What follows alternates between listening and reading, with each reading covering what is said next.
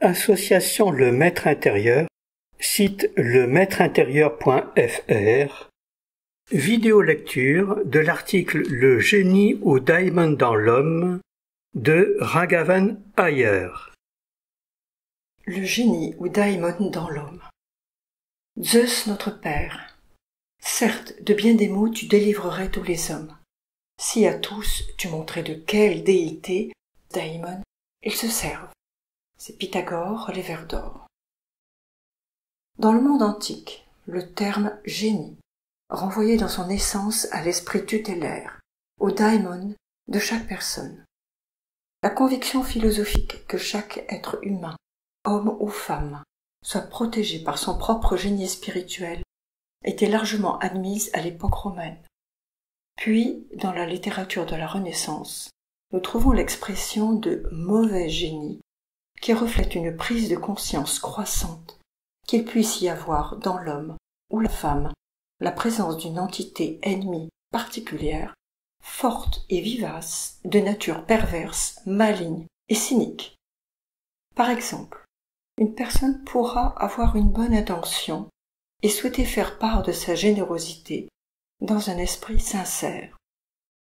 Mais chaque fois qu'elle cherchera à exprimer, par la parole ou le geste, un sentiment noble, son expression deviendra maladroite et faible au point de n'être que l'ombre déformée de son intention première. Cette grande maladresse et tragique déformation semble provenir de l'intervention de quelque force intentionnelle. Ce triste constat a sa cause dans les méandres tortueux du kamamanas, c'est-à-dire du mental ratiocinant, asservi à d'obscurs désirs. En conséquence de ces déformations complexes et des illusions de la conscience de soi, le terme génie, qui désignait à l'origine la présence en chacun d'un esprit tutélaire, devint péjoratif pour désigner l'incarnation en soi-même d'une âme maléfique et très rusée. Dans la société contemporaine, soucieuse d'égalitarisme, est apparue une nouvelle notion péjorative du génie, consistant à cataloguer les êtres à partir d'une conception étroite et pauvre de l'intelligence. Les personnes ayant des capacités intellectuelles ou des compétences créatives exceptionnelles dans quelque domaine que ce soit, la musique, les mathématiques ou tout autre domaine, ne peuvent pas être classifiées si on limite aux règles conventionnelles d'usage courant. Comme ces anomalies ne peuvent être attribuées au système éducatif en place, ni au mode d'apprentissage établi, ces personnes sont considérées être des phénomènes inexplicables ou le produit du hasard. Le titre de génie qu'on leur attribue pour désigner leurs qualités exceptionnelles marque simplement le refus de réfléchir en profondeur pour comprendre toutes les potentialités humaines. Pour Platon et la conception classique, le daimon est la source en nous-mêmes des influences que le mental exprime extérieurement quand il rend visibles les commandements intérieurs et qu'il maintient le bon équilibre dynamique entre l'homme et le divin. La croyance au daimon comme esprit médiateur entre les dieux et les hommes était courante dans l'Athènes antique et sacro-sainte dans l'Inde védique.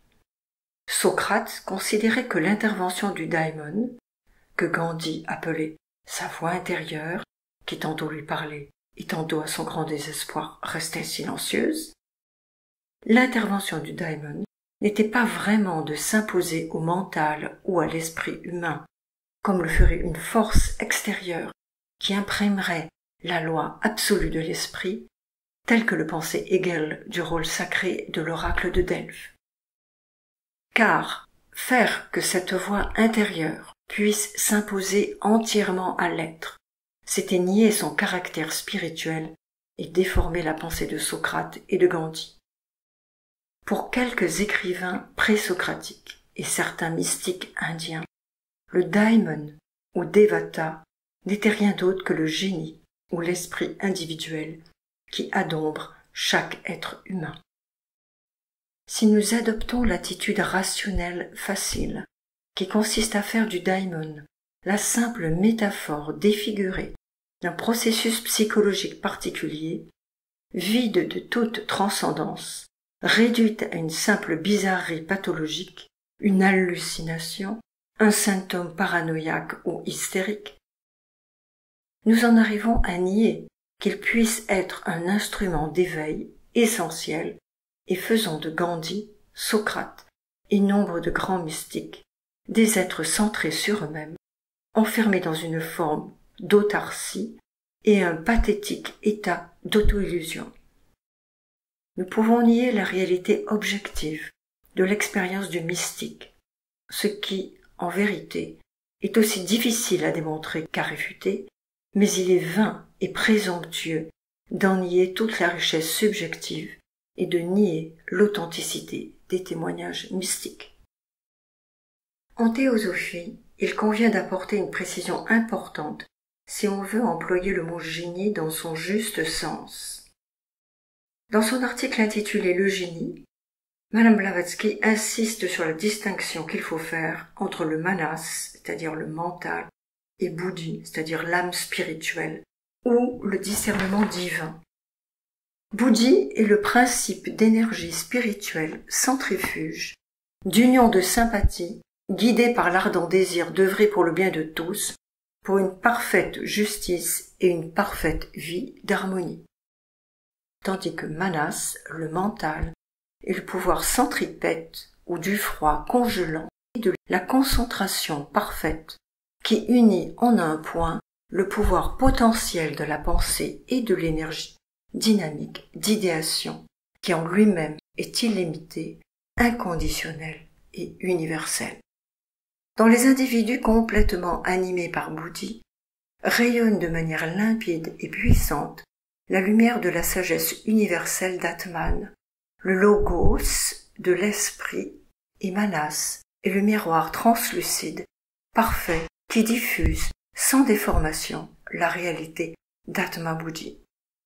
Ces individus sont des dieux, des êtres lumineux, nullement affectés par les ténèbres du monde manifesté, car ils sont libres de tous attachements à leurs principes inférieurs. Ils sont, pourrait-on dire, comme dressés au-dessus et en retrait de leur soi apparent et à l'écart de la mascarade de l'illusion de l'espace et du temps conditionné. Leur conscience est totalement unie à l'un, au cela, au non manifesté, et simultanément complètement vigilante et percevant parfaitement, au fil des réincarnations, dans le jeu des ombres illusoires de la vie dans lequel leurs personnalités éclairées sont impliquées, quelles sont les solutions et les opportunités possibles dans la chaîne des causes et des effets. Ils sont des exemples du libre arbitre divin.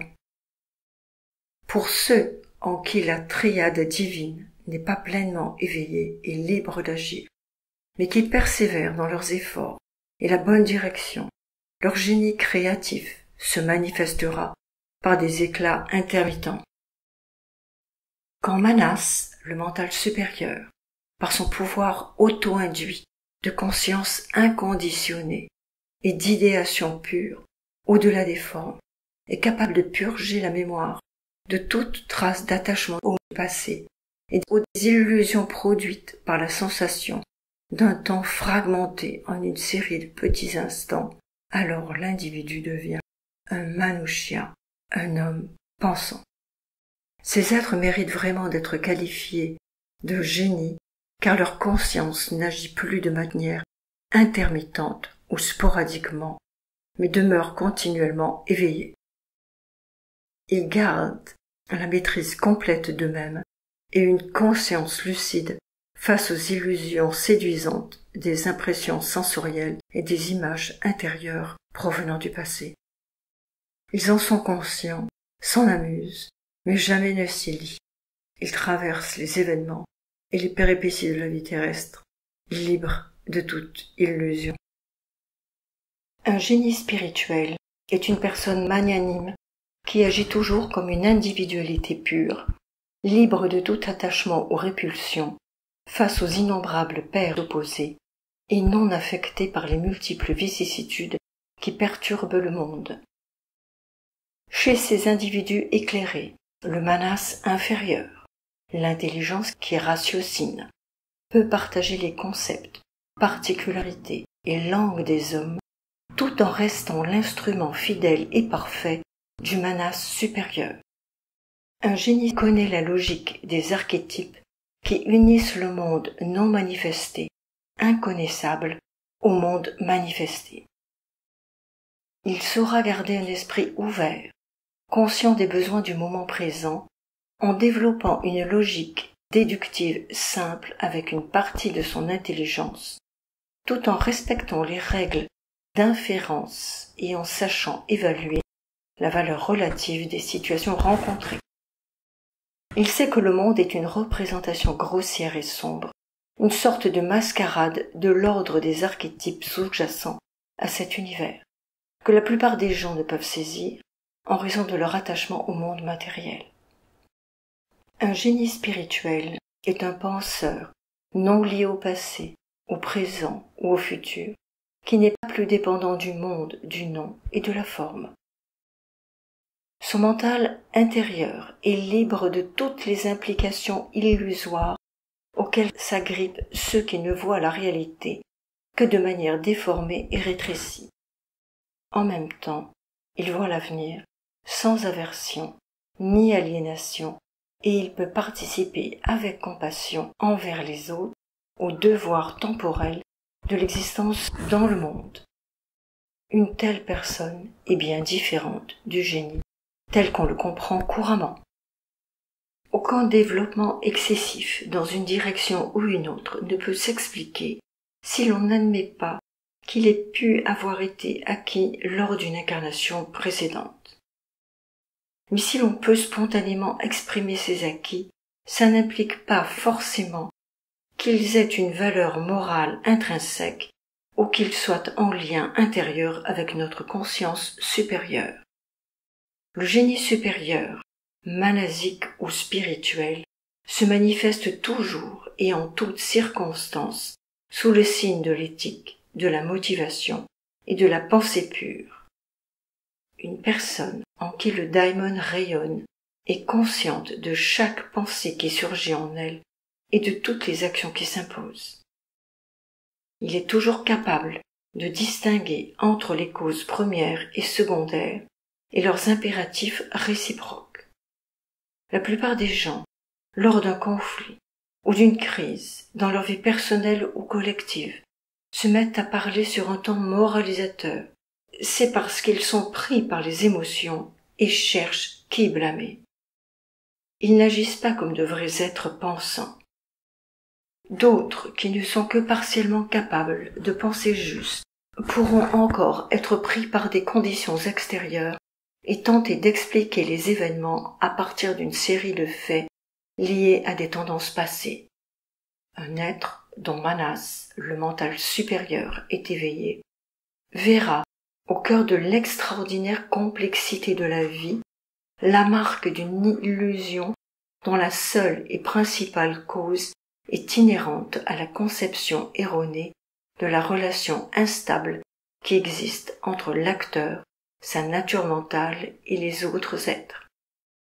Constatant ceci, il saura que tout le reste en découle. Dans le génie, le manas supérieur est parfaitement conscient des besoins spécifiques à chaque circonstance, et que ces besoins sont encore des réalités relatives. Ces besoins sont même quelque peu absurdes face à l'unité suprême de tous les êtres, au plus profond et au-delà de la manifestation. Consciemment et constamment enraciné dans la conscience de l'individualité immortelle de son âme-esprit, il vit dans l'éternel, sans être pris au piège des illusions du temps. On ne peut atteindre cette condition élevée en avançant dans une seule direction. On pourra le faire progressivement, mais qu'on procède par étapes, ou qu'on l'incarne déjà pleinement et en toutes circonstances. On devra toujours être sans a priori et continuellement animé par une énergie inconditionnelle. Il ne peut y avoir de développement aventureux le long de ce chemin. Les souvenirs des vies antérieures pourront encore perturber, mais on ne sera pas un génie complet tant qu'on restera affecté d'une manière ou d'une autre par les différents contextes. Fondamentalement, progresser vers la condition de génie n'est possible que pour celui qui chemine de manière omnidirectionnelle. Ceci implique qu'on devra avoir la capacité d'observer un grand nombre d'êtres et de voir simultanément comment chacun d'eux peut transcender ses illusions relatives. En même temps, le daimon permet de se tenir à égale distance de toutes ces illusions relatives. Au début, on ne pourra le faire que partiellement, car on ne peut passer instantanément de ce plan à celui plus élevé du génie. Le simple fait de réfléchir aux innombrables qualités mentales d'un génie spirituel est utile, car on peut en faire un moyen authentique pour comprendre l'intelligence spirituelle et occulte qui unit au daimon.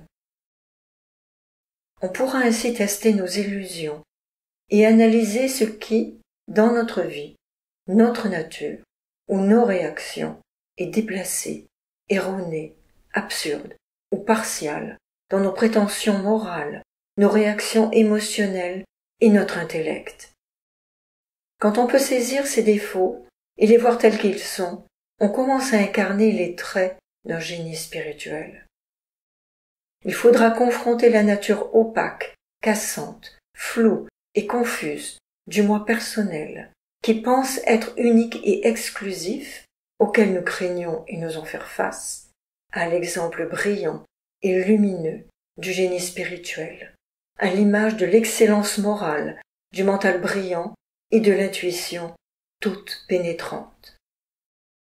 Ce n'est que quand l'être humain peut volontairement s'affranchir d'une compréhension erronée du cycle de la respiration, l'expire et l'inspire, qu'il limite un mouvement d'énergie purement physique, qu'il peut commencer à comprendre le sens originel du mot spirituel.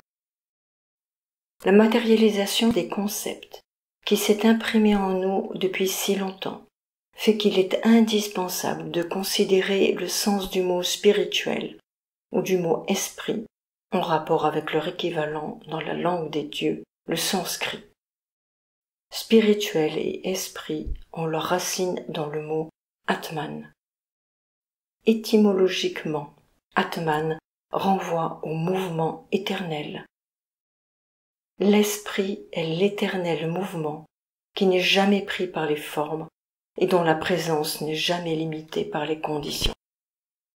On peut aussi prendre une image pour sensibiliser le mental, telle que celle qui surgit parfois lorsqu'on observe, après la pluie, la lumière douce et subtile présente au-dessus de l'océan, et pour ressusciter en nous la compréhension de ce qu'est l'esprit. Si on observe l'océan, on pourra, à travers cette lumière douce et vivante, saisir qu'elle suggère quelque chose d'inexprimable. C'est une allusion, comme le font les mystiques, à la lumière brillante d'un soleil caché au sein d'une sombre profondeur. Ces pensées et images évoquent une prise de conscience du fait que ce que nous voyons n'est qu'un infime indice perceptible de ce qui ne peut jamais se manifester à une âme tourmentée par les sensations. Le mouvement perpétuel n'a qu'un faible rapport avec les concepts les plus ardus et les plus abstraits de la science contemporaine, ou avec la conception la plus subtile de l'énergie lumineuse que l'on puisse évoquer. C'est bien plus subtil que cela, et ça peut nous aider à mieux imaginer ce qui est sous-jacent derrière les mots spirituel et esprit. Nous pourrions évoquer la nuit de la non-manifestation, quand il n'y a ni univers, ni système solaire, ni existence, et constater que pourtant il subsiste une formidable activité rythmique dans l'état indifférencié de matière et d'idéation potentielle qu'un Ritchie, un sage, jadis, avait comparé aux pulsations agitant les abysses du vaste océan inconscient. Derrière et au-delà de tous les mouvements agitant la surface, le flux et le reflux des marées, les rides ou les motifs en formation, nous devons essayer d'imaginer ce qu'il en est des profondeurs de l'océan, à la fois loin de nous, mais aussi profondément sous la surface. On peut alors imaginer une immobilité et une paix ineffable, accompagnées de pulsations très rythmées et de mouvements imperceptibles. Cela nous aide à comprendre l'idée d'un océan illimité et immuable de lumière spirituelle, indépendant des formes que nous connaissons, des sons que nous entendons, des pensées que nous entretenons, et de tous les concepts d'identité et d'existence que nous avons normalement, qui masquent en nous la lumière et la voix du daimon. Si l'on veut rendre fonctionnelle et vivante l'ancienne classification des principes humains, il faudra progresser par des négations successives qui nous feront accéder par une suite d'approches de plus en plus précises à la réalité cachée derrière les mots Atman, Buddhi, Manas, ou derrière les termes de spirituel et d'esprit. En fin de compte, il faudra s'émanciper de toutes nos conceptions étroites en rapport à l'infini et à l'éternité et rejeter l'ombre projetée par notre compréhension étroite des notions d'espace et de temps. Plus important sera de faire la même chose, mais plus profondément encore, en ce qui concerne le mouvement et la causalité. Il faudra sans cesse progresser, en fixant et contemplant sans cesse l'image de l'idée abstraite, libre de toute limite à laquelle notre esprit doit s'unir. Plus on s'en rapprochera, plus il faudra renoncer, et renoncer encore, jusqu'à parvenir à la complète libération de la conscience, de la prison du soi personnel, fruit de notre héritage et de nos interactions verbales. Cela ne pourra se faire que dans la solitude et la communion la plus intime avec le daimon. Celui qui entreprend cet effort seul saura que son effort est orienté dans la bonne direction, s'il peut le maintenir dans le silence de son fort intérieur, même quand il est en contact avec les autres. Il faudra nécessairement persévérer encore et encore à travers maintes conditions, et dans chacune d'elles se présente l'expérience de l'inconditionnel. L'inconditionnel qui n'est pas le simple opposé négatif des conditions particulières, mais qui est animé par la source de potentialité créatrice sans laquelle toutes les expériences sont incomplètes. Une inversion profonde et totale de notre manière de voir la vie est nécessaire avant d'entreprendre l'ascension intérieure via les cycles de nécessité conditionnée afin de s'unir à nouveau au daimon spirituel qui était avec nous au commencement et redevenir de façon soit consciente l'égal du génie spirituel qui préside à sa propre évolution comme une entité complète et qui est lui-même indissolublement uni à l'univers de la nature et de l'humanité.